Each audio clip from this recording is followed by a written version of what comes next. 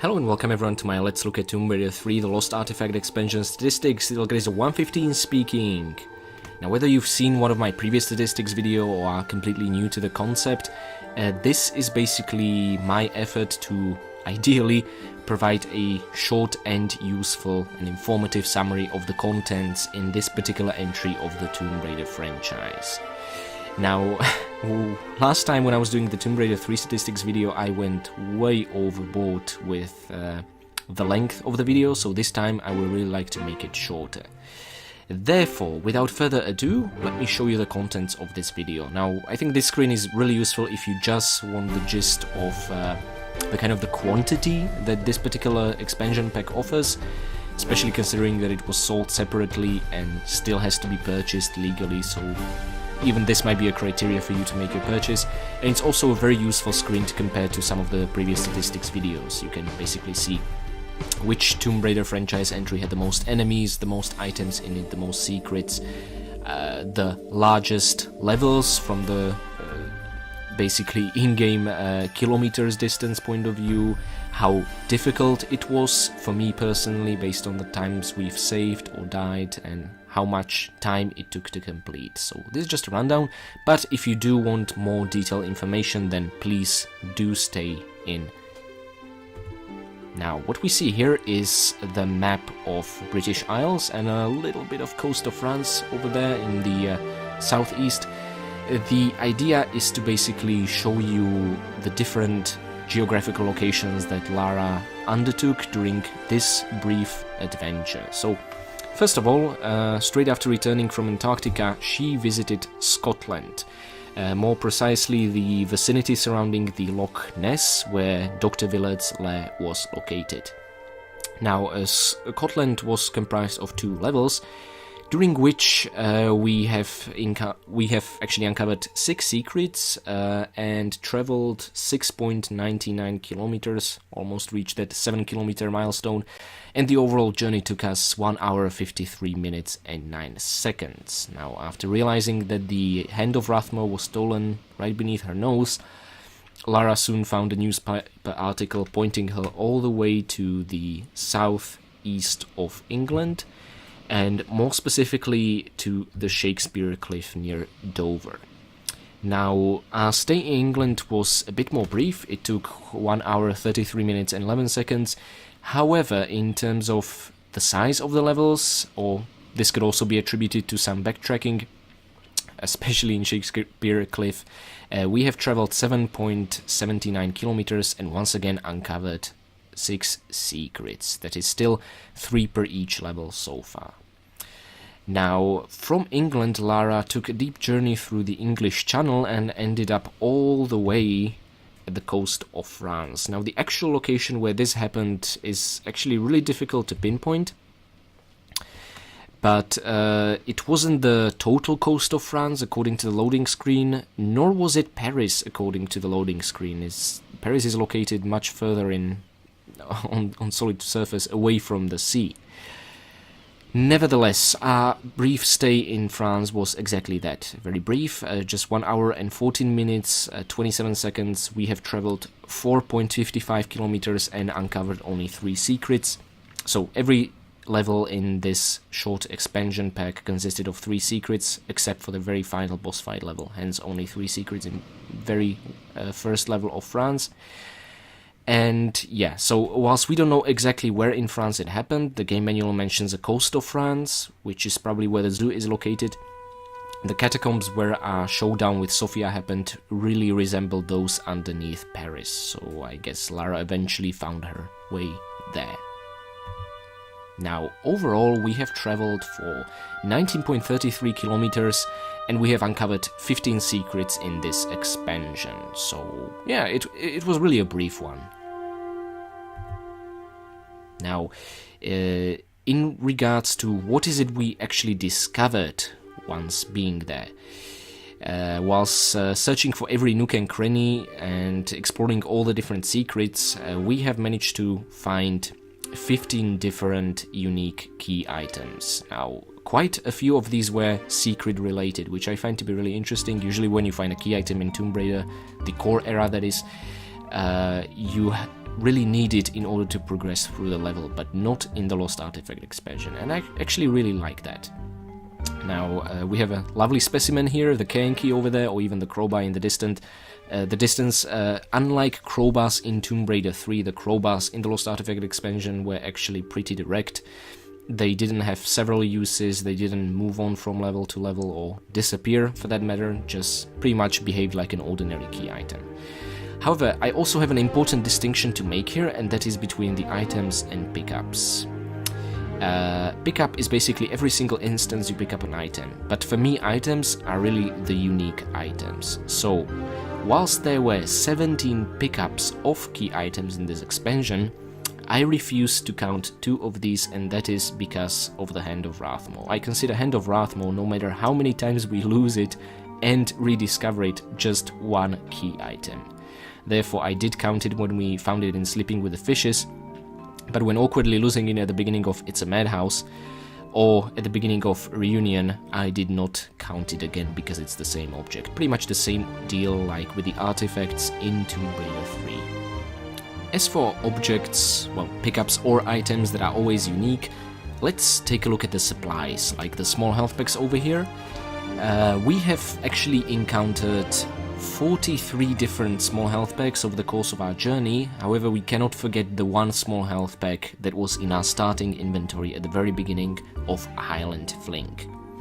Now, kind of the upgraded version of the small health packs were the large health packs. We have found 25 of these, and once again, one large health pack was also accompanying us from the very beginning of the journey when you start the new game. So, this leads us to a total of 44 small health packs and 26 large health packs. Now, here is the absolutely wonderful thing, our health packs usage during the course of this short adventure. We have used absolutely no small health packs and only one large health pack, and this was right at the beginning of our journey in the first Highland Fling level when picking up the Uzis. And this was to make up for mandatory damage, about 85% of your health just disappearing if you make the jump to pick up the Uzis. So, really, if it wouldn't be for that, it's really possible we might have even finished the entire expansion without using any health packs. And this is especially impressive seeing as, well, there are no health crystals in the Lost Artifact expansion. Since this was released for PC only, there is no console crystal legacy, so to speak. Therefore, no health crystals to cure our poisoning or to really refill our health by half. So in this regard, it's even more difficult. I'm very, very proud looking at this screen. Now, continuing on to other non-lethal supplies, so to speak, there were 28 boxes of flares. Now, unlike in Tomb Raider 2 and the Golden Mask expansion, in Tomb Raider 3 and the Lost Artifact expansion, they finally yield 8 flares per pickup, and rightly so, because this is exactly how many flares are displayed in the box.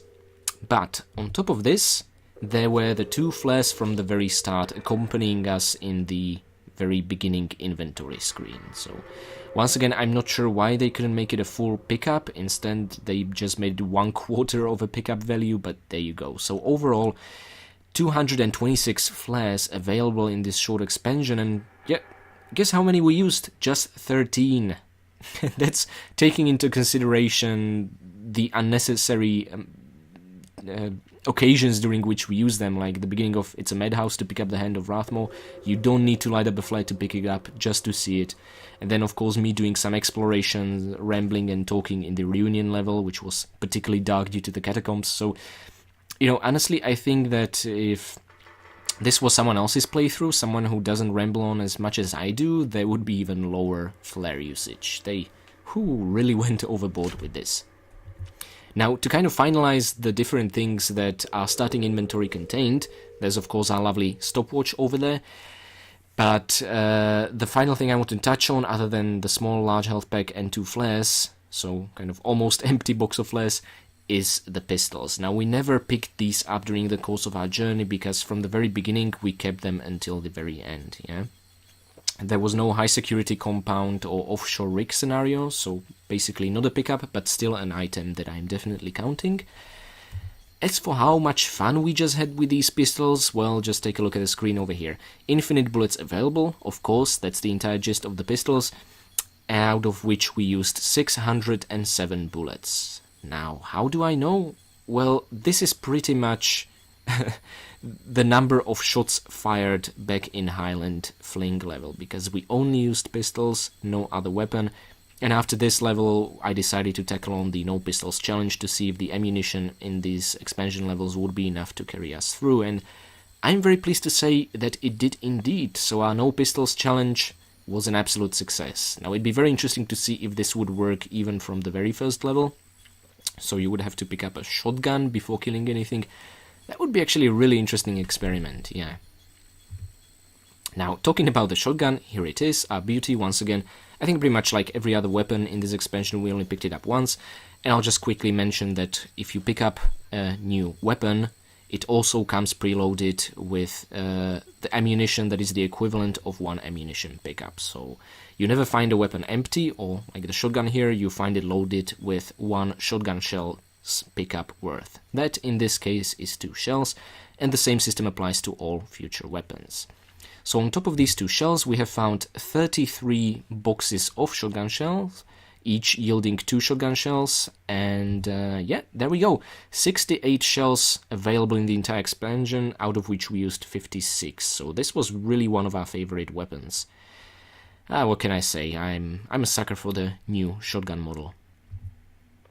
Now, I'm kind of exploring these in the numbering of the hotkeys that summon different weapons, so 1 for pistols, 2 for shotgun, and 3 for Desert Eagle. Now, this is in no way tied to the actual potency or power of the weapon, because if that would be the case, this would probably be the very last. So there it is, the beautiful Desert Eagle, found in the second secret of sleeping with the fishes, and once again comes preloaded with 1 ammunition pickup, therefore with 10 bullets magazine.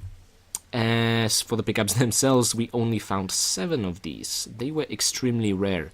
Each one of these really felt like finding a treasure. However, when you really think about it, this together adds up to 80 bullets, which is an enormous amount. Consider 1 shot from Desert Eagle is half as powerful as a grenade. So think of it as 40 grenades, and suddenly it becomes a lot of ammunition. And saying that they're actually more accurate and instantaneous in their connection with the target, so overall a much better weapon. And we have humbly used only 13 bullets, of course. I guess I didn't want to make things too easy on us. Then there are the Uzis, number 4, so to speak, on the as a hotkey. Yeah, this is exactly the jump I mentioned, and the sole reason why we even used the health pack in this expansion. Look at our health over there. More than this is how much you need to have remaining when you reach...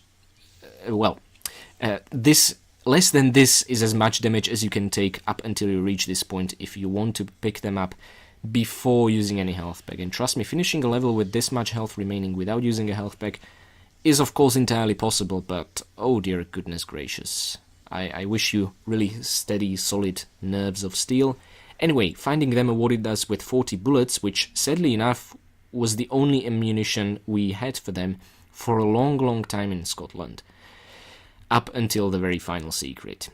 And here it is, the kind of druidic grow, the cairn, I guess, because the cairn key opened the path in this mystical and wonderful, magical, fairy place of worship. We have found 14 pairs of Uzis, so altogether there were only 600 bullets, out of which we used, well, almost all of them, 543. Wow, and for a fast-firing weapon like the Uzis, this is really... well, actually, it's a pair of fast-firing weapons, so they expend the ammunition even more quickly than MP5, if I'm not mistaken. So this is... yeah, it really wasn't as generous, but the same can be said about Tomb Raider 3. And actually, an important distinction to be made is that back in Tomb Raider 2 and the Golden Mask expansion, 1 pickup of Uzi clips yields 80 bullets, whereas from Tomb Raider 3 to the Lost Artifact expansion, it's only 40 bullets. So they pretty much cut by half the yield of bullets you get for these pickups. And that explains why I guess I always in Tomb Raider 3 and the Lost Artifact expansion feel like I just wasn't using them enough. Now, on the contrary, what I was worried that I will be using way too much was the harpoon gun. Now, we have found it back in Highland Fling amongst many other weapons, and it came preloaded with 3 harpoons. Now, this is a very minuscule amount, so to speak. Thankfully, the remaining 32 bundles of harpoons, 3 harpoons worth each, more than made up for it. Now, remember how I was worried that we are simply not gonna make it, and I'm gonna have to conserve every single harpoon carefully, like in the days of Tomb Raider 2. Well, thankfully I was wrong.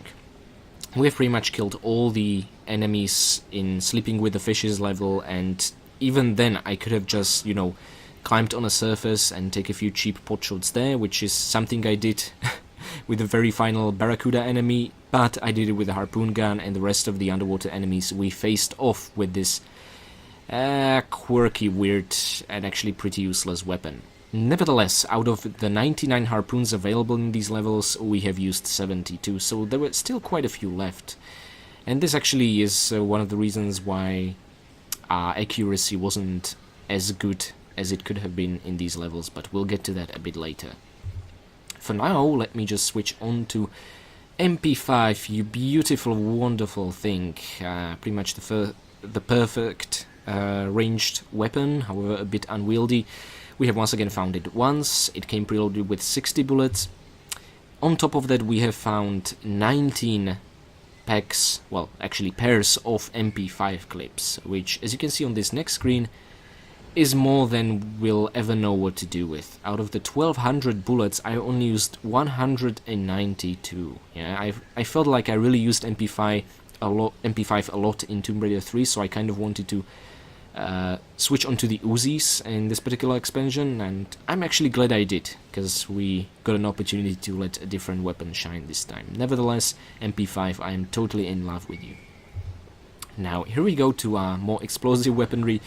Here next to Stevenson's rocket was the rocket launcher we found in the Shakespeare Cliff, preloaded with 1 rocket, and 1 rocket is basically what we will get each time we pick this wonderful shiny yellow object up, so leading us to a total of 22 rockets in the entire expansion, which, mind you, is very, very generous, especially considering you get it in the, well, in middle of the 3rd level, so basically middle of the expansion itself. You're not gonna have enough targets even for 22 rockets, but yeah. Most of these, let me actually check, 9 of these rockets were found in the very final level alone, so that's kind of why, they really wanted you to use this weapon as a weapon of choice against Sophia. Now, out of these, we only used 3 rockets. One when she was... no, actually 2 we misfired when she had her guard up and was invincible, and with the very final one we landed a successful hit. Now, kind of the weapon that is inferior to everything when compared to the rocket launcher, that would be the grenade launcher. Now, thankfully it came preloaded with not 1 but 2 grenades, and that is because 1 ammunition pickup for grenade launcher is a pair of grenades. We have found 17 of these, leading to the total of 36 grenades in this entire expansion, and guess what? I only used it once, fired off 1 grenade. In order for me to avoid the explosive kills glitch, which can award you with 2 or even more kills when an enemy blows up. Not sure if intentional, but since it goes all the way back to times of Tomb Raider 2, I think it just might be. Nevertheless, I do not like it. I wanted to avoid it at all costs. Therefore, I was only able to fire 1 grenade at a mercenary straight after we found this weapon, because mercenary was pretty much the only single last remaining enemy, not counting Sophia later on in France, that could withstand a grenade and still live. So that's exactly what I did, but I can proudly say we used it. Hooray! Now, this brings us to the very items total. So once again, I make a distinction between pickups and items, and that's why I count all the items in our starting inventory, and I don't count 2 re-pickups of the Hand of Rathmo. Now, taking this into consideration, there are 264 unique items in these 6 shorts levels, quite an impressive number. Each level came with plenty and plenty of pickups, and on top of that there are of course the 2 flares in our starting inventory, which I guess we could consider 1/4 of a pickup, of a flares pickup. So I didn't count it, just kind of pointed out that they are indeed there. Now, how we use those items, I already touched the accuracy. Out of the 1767 shots we fired, 1606 actually hit their target. This leads to 91% accuracy. Now this might look like a great accuracy score, and probably in every other game it would be, and not so much in Tomb Raider. And I'm really disappointed that, just like in Tomb Raider 3, I once again failed to hit that 95% accuracy milestone. But maybe one day. I'm actually not sure what other Tomb Raider game keeps track of accuracy. Could be that this is the last one. Now, well, either way, it's better than what we did back in times of Tomb Raider 2, so it's an improvement, I guess. And this could also be attributed to my poor performance with shotgun, missing out on so many shots, especially in the garden maze with the tigers, and then, of course, the harpoon combat, which I just couldn't get enough of. Plenty of shots missed there. Hence, I think this is what really contributed to our poor accuracy. Now, let me take you to the very most bloodthirsty category of the statistics video, and that is, well, the different places we traveled through, the different people and animal friends we made and killed in cold blood. That's basically what we'll be exploring here. Just like in some of the latest games, there are some hostile enemies and there are some neutral creatures that you encounter. There is strictly nothing in this expansion that I would label as allies, only creatures you can avoid killing altogether. Now, this will all be summed up and considered here when showing you the final kills count. So, for now, let us start with some harmless animals of the land, like the rats over here. Well, those are really vicious little buggers. Thankfully, the damage they really deal is minimal, but they can surprise you in the most awkward of positions, which is exactly what happened here. We have killed 9 of these little buggers. Moving on to more annoying things were the monkeys. Oh dear goodness gracious.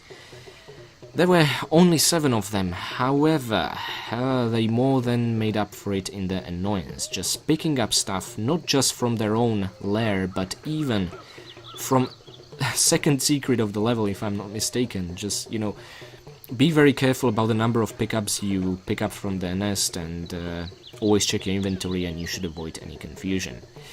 We have killed 7 of these guys, but what's worse, one of them was an alpha monkey when picking up the key. Now, I have actually checked this using both my Tomb Raider 3 and the Tomb Raider Lost Artifact expansion executables, and in both cases the monkey was an alpha monkey with white feet and hands.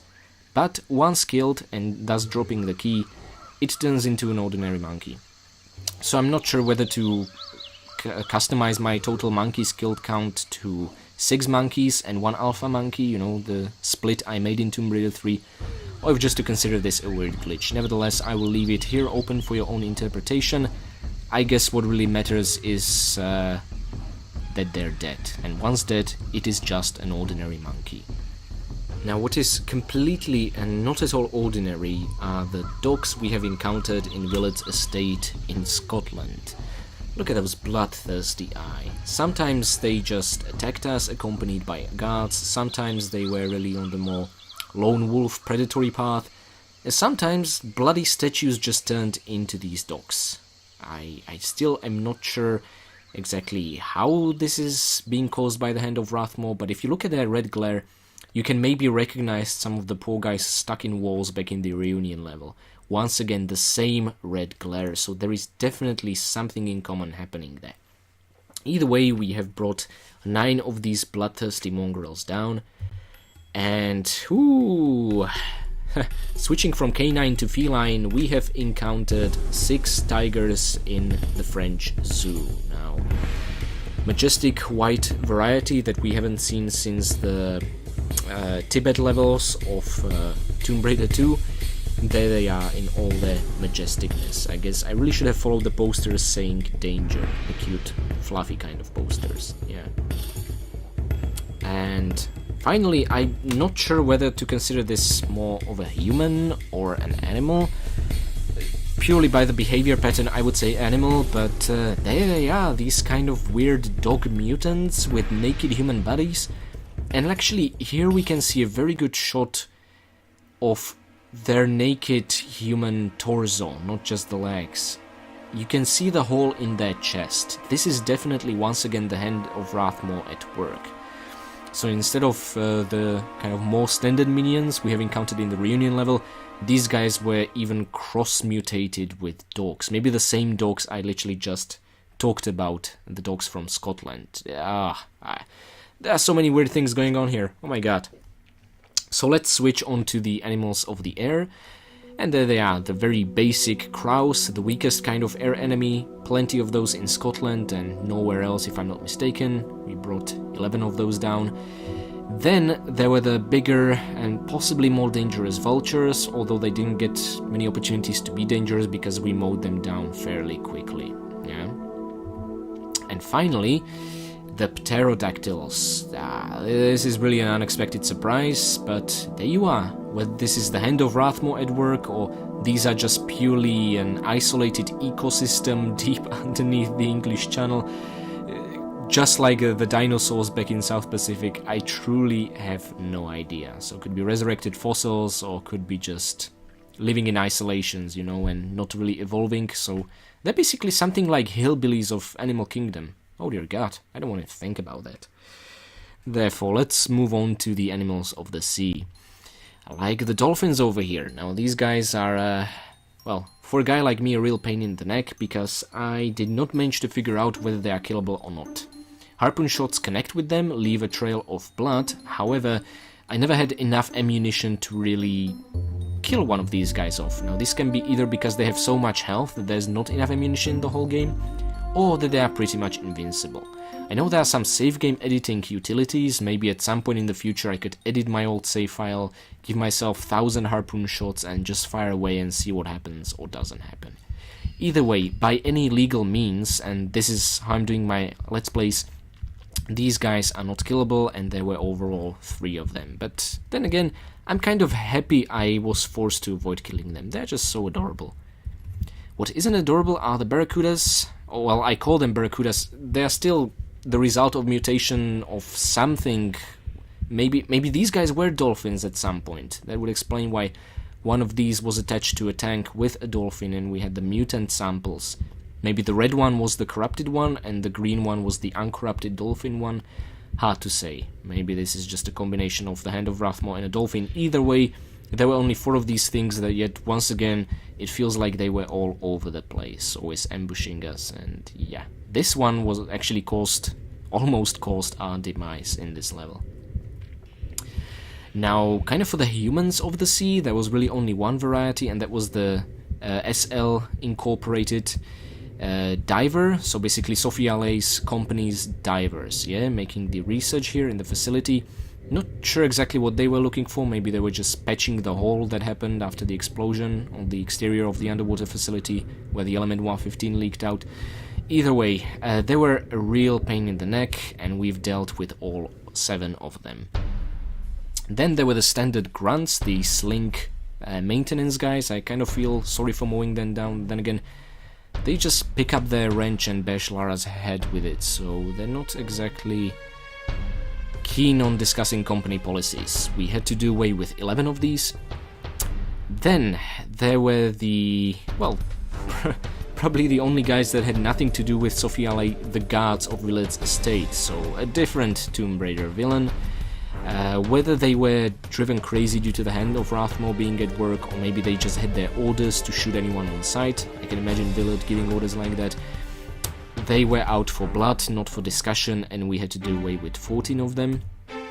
Then there were the slink mercenaries, kind of the standard soldiers retextured from Tomb Raider 3, whether Australian soldiers, American soldiers, or... Actually, no, these guys were even in the Thames Wharf level, so yeah, exactly the same kind of skin texture, and they worked for Sophia Lay. Actually, Lara even talked to one of them on top of the St. Paul's Cathedral, you know, when the bell hit him and she entered into Aldwych.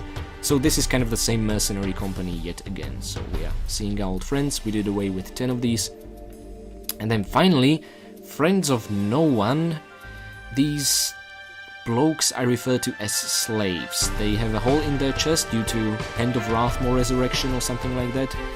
Well, these are the luckier ones because they didn't become the crossbred dog mutants, but still, I don't really feel bad about putting them out of their misery.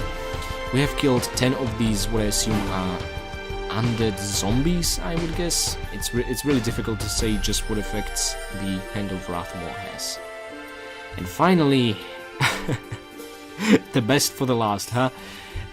These guys clearly resurrected by the powers of Hand of Rathmore, you know, it's spilling all the goo around, creating the Green River. Villard's dead ancestors came to life, their rusty weapons suddenly shining, full of powerful iron and steel. These vengeful, bloodthirsty Scotsmen once again came out of their graves looking for blood, and they found it. They chipped away a lot of our health. Thankfully, we managed to withstand before final blow would kill us. We have put down 11 of Villard's ancestors, so I guess that's the 12th Villard that Lara killed. I hope she's really proud of herself. And there we go. I kind of had to switch to the chubby Tomb Raider universe, so both Lara and Sophia have a few extra pounds. There she is, Miss Sophia Lay, finally, well, I say finally with a insecure voice, because you never know, you know, after she survived that unhealthy dose of electricity back in Tomb Raider 3, what's to say she did not survive falling meteorites and rockets in her face, you know? Nevertheless, we managed to take the Hand of Rathmore from her, do away with her. And actually, I know I mentioned a static electricity surrounding Lara's body back in my Let's Play video. Here I captured it in greater detail. You can see those thin polygonal lines around Lara's body, these kind of blue stripes. This is exactly the electricity that tells you, yep, you landed a successful hit, not only that, but you killed that bitch. And come to think of it, all blonde women in Tomb Raider franchise are evil. Huh. There's Sophia, there's Natla, there's Amanda, there's Anna. Did I miss out someone? Please tell me if I missed out on someone. I'm pretty sure there's yet another evil blonde woman somewhere in Tomb Raider franchise. Huh. I'll have to think about that more deeply later on. So that brings us to the total kills rundown. Now mind you, real in-game kills were 122, and that was due to the solitary fact that Sophia Lay did not count as a kill. Because of some scripting error, I guess, she was considered an environmental kill, even back at times of Tomb Raider 3. But I did count her into the hostiles count, the red one at the very top, so 115 legit kills, but 116 hostiles.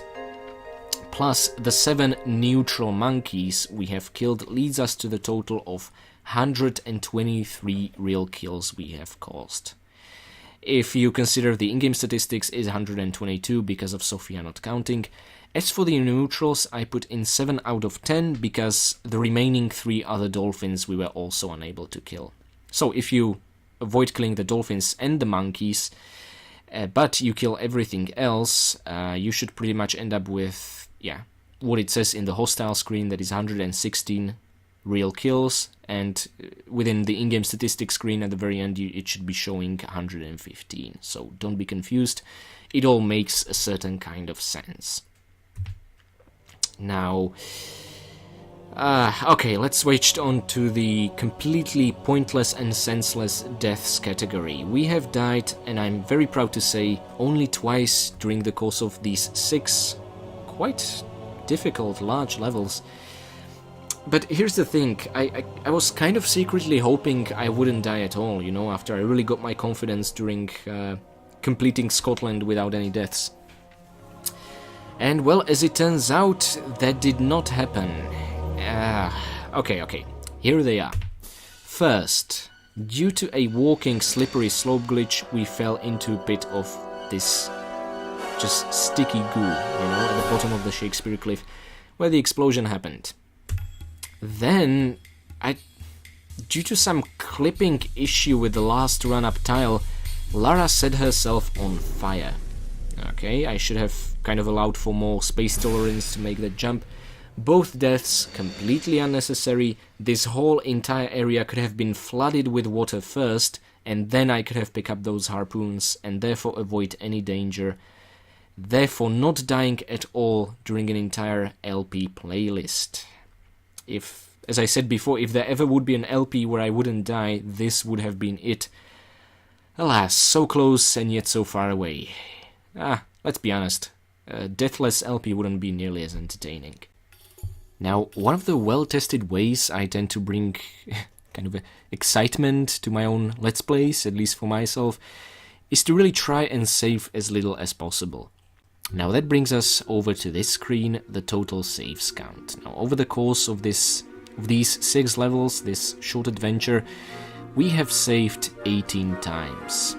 Now, I'm not actually sure myself what this number is even supposed to represent, because, you know, due to my unique technical issues, I had to save at the end of every level to make a version swap and carry on through the level.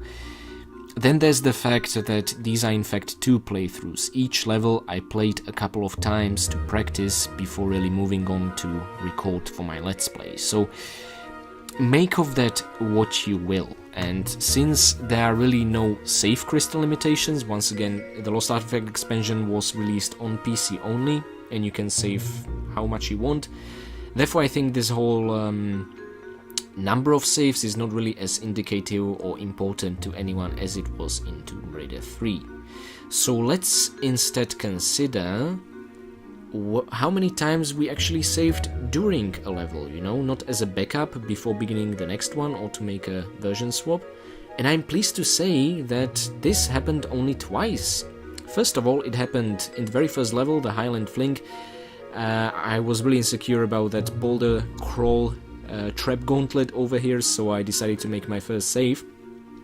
And then later on in Shakespeare Cliff, in middle of the level, I made a save before making a quad bike jump to pick up the Uzis. Now, as it turns out, in both cases we succeeded on the very first try, which is quite remarkable really.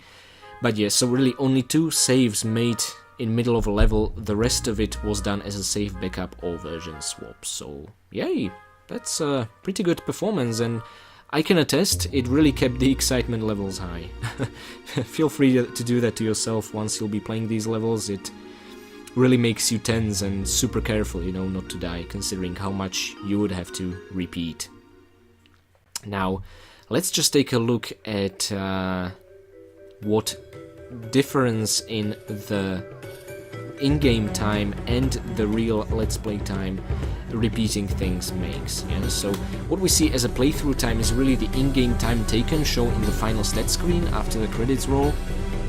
And then the Let's Play time is the actual time of my entire Lost Artifact expansion playlist altogether, minus this video, of course. I'm not a time traveler, and I also don't think it's relevant, since this whole video is purely optional.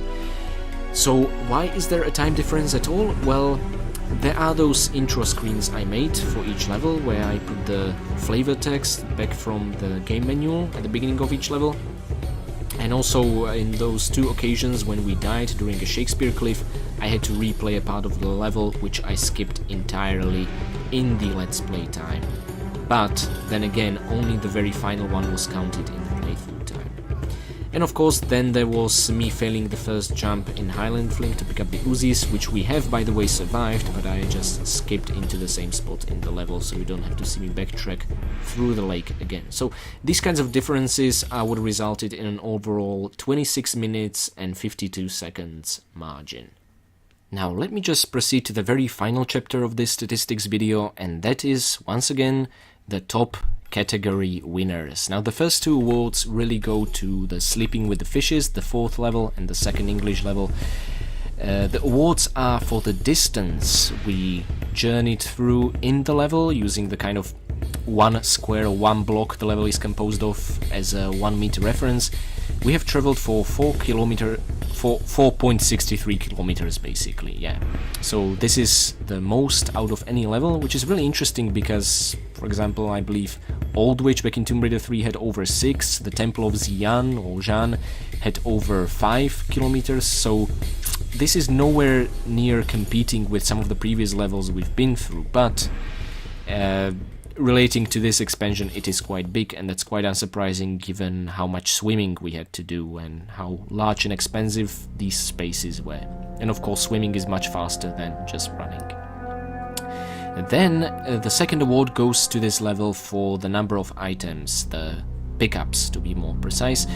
57 different items. Now this is in no small part thanks to 16 of these being different harpoon bundles, you know, to make sure you are well stocked for the underwater dangers ahead.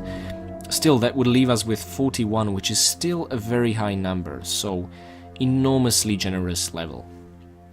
Now, as for the next category, this one goes to Highland Fling for the top number of shots fired. 607 shots. Now, if you've been paying attention, you've probably already seen this number. This is exactly the number of bullets we fired from using the pistols, and that's pretty much self-explanatory.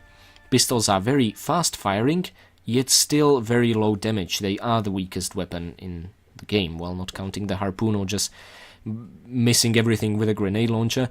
So it takes a lot of shots to bring anything down, and since we only used pistols in this level to bring everything in the said level down, this took the highest number of shots to make it through. Now, the next contestant, a winner for pretty much the most difficult level, at least for my own very Let's Play, was the Shakespeare Cliff. Quite unsurprising.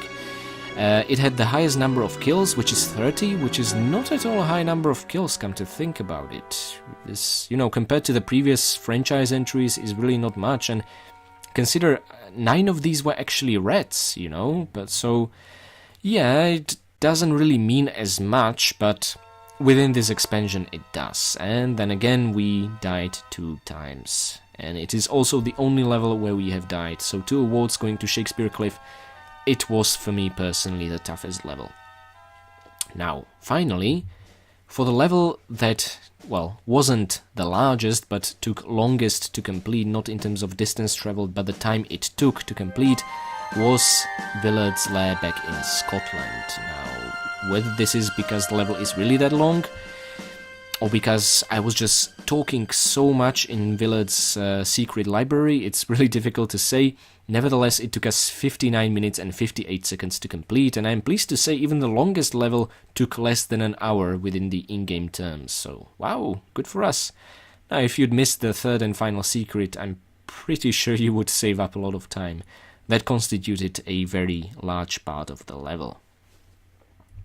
So, that's it. That's it for the statistic summary of this expansion for the third core era Tomb Raider, and I believe it was pretty much the last official levels pack an expansion like that. I mean, I'm a bit sad to see these ghosts. I don't believe any were made in any of the future entries, not counting the DLC for the modern Tomb Raider games, of course, which, might still scratch the itch for the extra challenge. So that's it. We are at the very end of the core era trilogy. I think it was 4 years ago that I started with Tomb Raider 1. Oh, don't get me started. And soon after, the Unfinished Business, Return to Egypt, then was the Tomb Raider 2 Golden Mask expansion, then the scary as hell Tomb Raider 3, and now finally the Lost Artifact. Wow, we did it. May I just say I absolutely enjoyed not only playing these levels, but dominating the entire trilogy. Now don't worry, I'm not gonna have another monologue breakdown about how much I love the franchise. Instead, let me switch on to the good news, and that is that, we still have a lot of work ahead of us. There is still the very last revelation for us to discover, and I will definitely be making a Let's Play in this kind of style for the fourth core era Tomb Raider game. Of course, it is very different from what we've been used to, and I will have to maybe even radically change my approach to things. What is a killable enemy, the secrets in these games, all that stuff.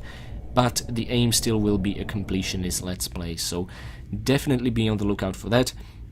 Now, as to when I will be making these, I always avoid making promises like this because life has an unexpected way of changing your situation, and nevertheless, the plan is that I will work on a different project for a while, probably some point-and-click adventure game or something like that, a quiet walkthrough, something like Siberia, Broken Sword, or maybe even Black Mirror, another favorite series of mine.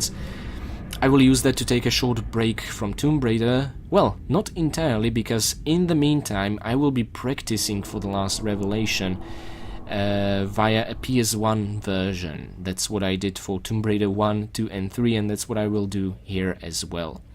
And once I'm finished with that and finished with my little side project, I will definitely be coming back to make Tomb Raider 4. I'm very curious about how that will go. It will be an enormous challenge, even bigger than Tomb Raider 3, but, I think we are as ready as we'll ever be. So thank you very much for being with me. I am happy to bring the entire Core Era trilogy to a very satisfying close, and I will see you guys next time.